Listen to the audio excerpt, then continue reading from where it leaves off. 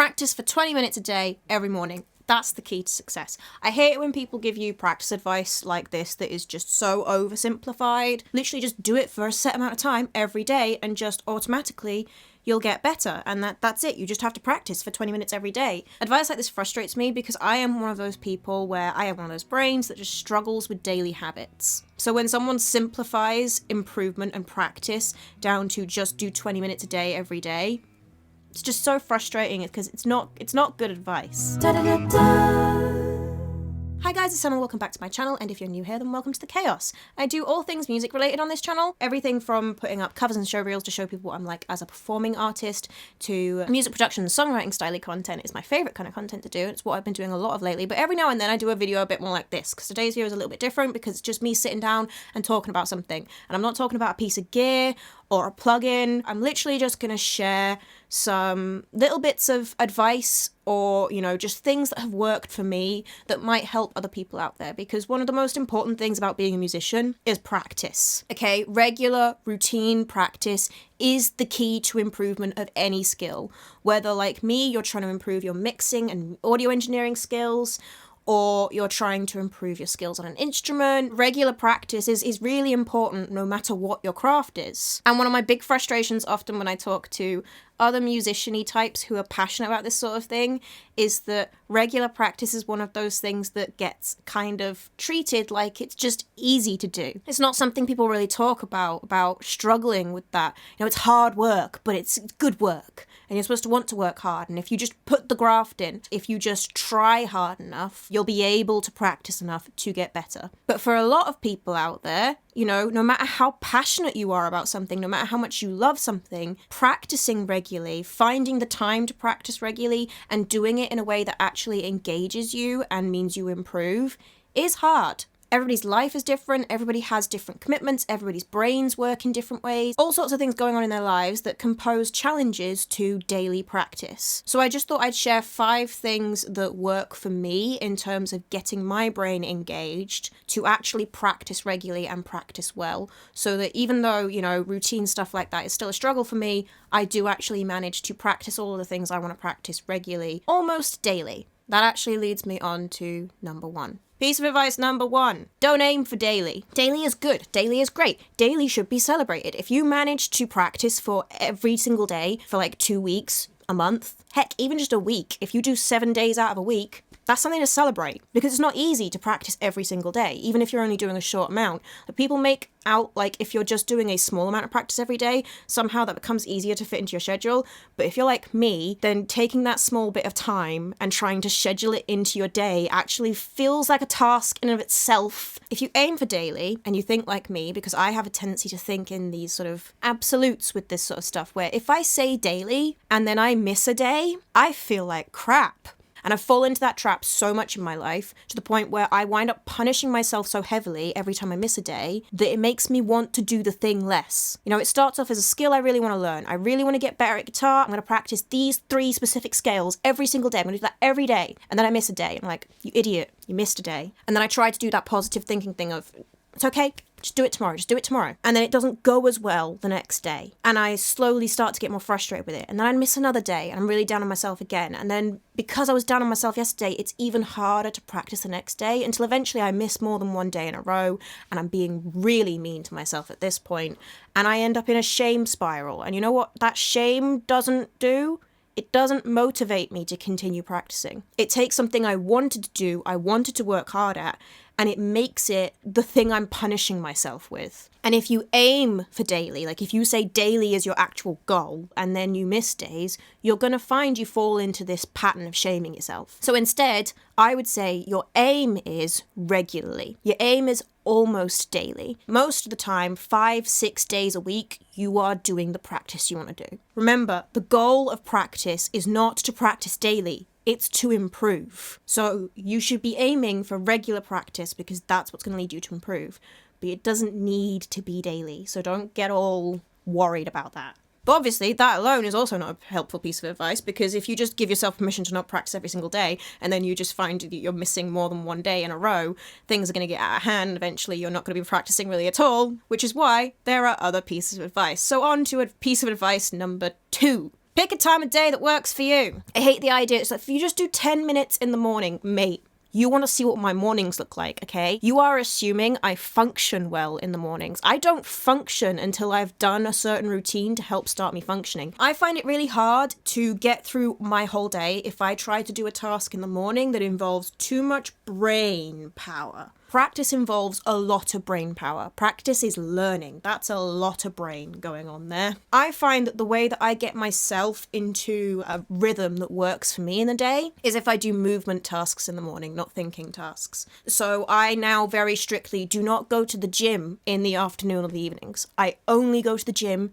in the morning. Don't manage it every single week, you know? But I've hit into a really good regular pattern now, and because it works for me, that time of day works for me, I'm actually genuinely feeling better from doing that, and so it's become much easier to keep up that routine. Whereas when it comes to stuff like practice, it's better for me if I do these things in the afternoon or early evening. I don't want to do it too late at night either, because I'll shift into relaxation mode. So I find I have these like modes throughout the day where I need to do movementy tasks that build up that momentum, and then I can start doing focus tasks that have little breaks in between, but not too big a break. In the evenings once I'm done, then you have the cool down and relax time, and you can't really have cool down and relax time between tasks properly. You have to do that at the end. So actually, for me personally, I find the best time of day for me to practice is early evening, right after dinner. It works for a few reasons. Biggest one being I have built up momentum throughout the day, so my brain is as engaged as it's going to get at that time of day, really. Then, immediately after dinner tends to work quite well because you have dinner, so you're nice and full, you're not going to be hungry, and then you'll get up from dinner and you'll be tidying things away. Instantly, you're now stood up, you can just keep moving. You just don't sit down after dinner. So this is the time of day when I like to do just some basic guitar exercises. I might do some vocal exercises. I might run through my set list. Every now and then I won't. Like, obviously it's not a strict thing. On the weekends I gig a lot, and immediately after dinner I'll likely be just heading straight out the door, so I don't have time then. So I'll do it at a different time of day then. Or I might even do it right before, like if it's something like doing my guitar exercises. Sometimes if I arrive at my gig early enough, I'll do my guitar exercises before I play my gig. But I found that time of day really works for me. It'll be a different time of day for different people. You want to find that time of day when your brain can engage with your practice well. So, talking about that engagement level, that leads me on to piece of advice number 3. Once you've picked your time of day, you need to find tools that work for your practice sessions. And the more you can gamify your practice sessions, the better. Piece of advice number 3 is use tools and games. So obviously I'm going to mention Tone Gym and Sound Gym again. I've mentioned them a few times on my channel. They have these little games designed for practicing the different skills involved in mixing, and then Tone Gym has games based around music theory and being able to hear the relationship between notes and things like that. You get a little ding when you get it right, you get a little X when you get it wrong. It's a daily routine set of games already set up for you, and there are other gamified things within the platforms to look at. It's all great. Alone, it doesn't work. You need other forms of practice as well. You can also just find fun activities that help you to practice as well. For instance, some of the videos I do on this YouTube channel are essentially games for me to practice music production. When I decide to make a video challenging myself to write songs from all of the Inktober prompts, the amount of stuff I practiced by doing that was essentially a month's worth of daily practice that didn't look like traditional practice, but it was. There was also a little hint at what number 4 was in there. So number 4, this is possibly my most important piece of advice, I think. Set goals, not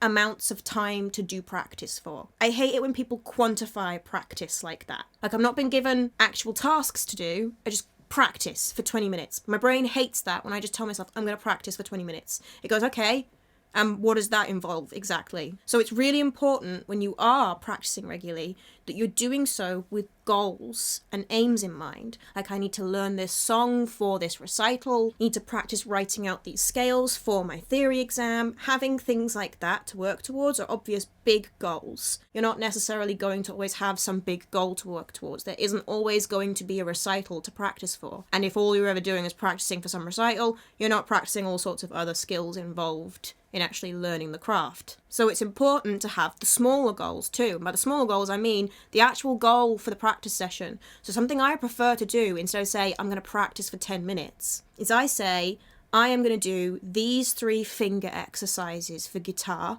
and then these 2 scales, and I'm going to do each of them 5 times through, and just try and get them, try in those 5. I've got 5 attempts, let's see if I can get them in those 5 attempts. Still also gamifying it, but also setting a goal. I also like just setting myself, you've got to get this one scale perfect. How quickly can you do it? So instead of saying you have to practice for 10 minutes, instead saying, here's a task, how quickly can you do that task? My brain loves that. One I do really regularly is what I've now sort of termed my lazy set practice, because I gig in pubs and I tend to do pretty much the same sets all the time. I need to practice them pretty regularly, even the ones that I do a lot. I still need to practice those songs every now and then to keep them genuinely good. So when I'm having a really lazy day, it's like, right, I need to go up and I need to do some set practice, but I'm having a lazy day and I really just can't be bothered, so I'll say do 5 songs. Sometimes I'll do those 5 songs and I'll manage to run through it so quickly, I'll be looking at the clock and be like, you know what,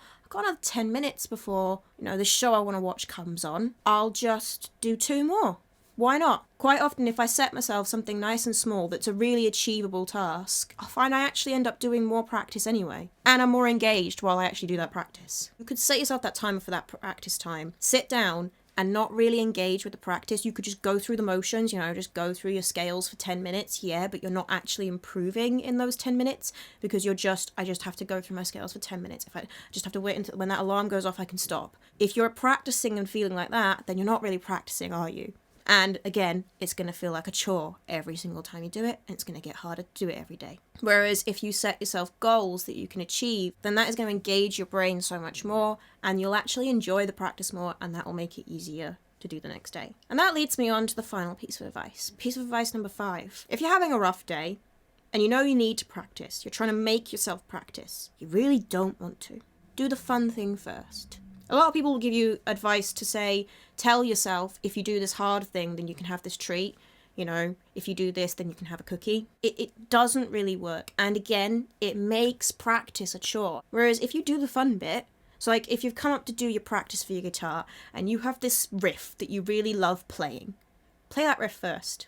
Get those good vibes first, that happy feeling, that dopamine hit. Get your brain singing about how much it loves playing guitar. Then do a hard thing. If you're having a really hard day, space it out like that throughout your practice, Start with something fun, short, not too big a fun thing, don't spend 20 odd minutes playing one fun song over and over and over again. But, play the fun song that you like playing first, then do your scales, then do another little fun thing, then go, right, okay, now I have to practice this concert piece I'm supposed to do. Break up your practice with fun things and then things you actually really need to do the hard work on, and, start with the fun thing. When I come up and I'm trying to practice my sets, again, for example, and I'm trying to practice songs that are new to the sets I don't necessarily like, because sometimes I'll get requests from people to learn a specific song for an event, and I will always learn whatever song they want me to learn, as long as it's not like something offensive. But at the moment I'm learning a song I don't really like very much. I'm really not enjoying learning this song. If I've got like things like that in my practice session, it's like, I don't want to play this one, I don't want to practice this one,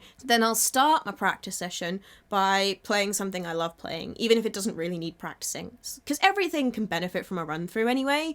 It's not like it's a complete waste of time to just play Walking on Sunshine again. But playing Walking on Sunshine makes my brain go, yay! So I'll start my practice session with that song, and they're like, right, now we work. And I'm in a better mood then at the start of my session. I've started with not telling myself I have to do something in order to earn a reward. I've started by just doing something fun that I enjoy. It makes it so much easier to then do the trickier things, and it makes me enjoy the session overall more and be more engaged with the session. All of this basically comes back to, you want to be doing your practice sessions in a way that makes it not difficult to do them every day. You're always going to struggle to do them every single day because life gets in the way, and motivation just comes and goes, and some days we feel like absolute crap and we don't even want to do the things we love. If you are struggling every single time to sit down and practice, then it's going to become very easy to just stop doing it. And even if you continue doing it, you aren't necessarily engaging with it while you're doing it, so you aren't necessarily seeing the improvement, and then it becomes even easier to not engage with it anymore. If you don't see improvement, it makes you want to quit. If you stop enjoying it, it makes you want to quit. And that sucks if it's something that you wanted to get better at. You wanted to learn this. You want to be able to do this skill, but it involves hard work doing it. And like I said at the start of the video, it's always going to feel like hard work, but it shouldn't feel like such hard work that you dread doing it. And the best way to do that is to find ways to make yourself engage with and enjoy your practice sessions more. Bring in the fun things, do them when works for you, do them as often as works for you, don't shame yourself for missing a day, and set yourself goals so you can actually see your improvement. That's how you actually practice every single day. Because eventually you'll find that you are actually practicing much more regularly. You are maybe even managing every day with just the occasional day when you miss it. Anywho, I just wanted to share that advice because I thought it might be helpful to some people if you've struggled with daily practice, you know, having some concrete things that you can actually do to change your practice sessions to make them work better for you. That's what I needed. So I just wanted to share some. But yeah, I hope this video did give some people some helpful advice, some things you might want to try out. Also, share your own practice tips in the comments below, other things that you found have helped you to develop good practice routines, because everybody's brain works differently, and some of the specific pieces of advice that I gave about things I actually do that work for me are not going to work for everybody. So share as much as you can in the comments, because your brain might work a bit more like somebody else's. Go forth and enjoy your practice sessions from now on, children. It's what I really want from the world, is for people to be doing things that they want to do, improving at the things that they want to do, and enjoying it whilst they do it. That's what matters. If you did enjoy this video and you want to see some stuff that's actually more music related, then you might want to hit that subscribe button, but I know that's a big commitment, so do feel free to check out some of those other videos on this channel before you commit one way or the other. And you can also follow me on all of my socials, which will be in the description below, along with a link to my Buy Me a Coffee account where my members will be getting an outtakes from this video as always. Okay, I think that's everything. Bye! And out, filled with doubt.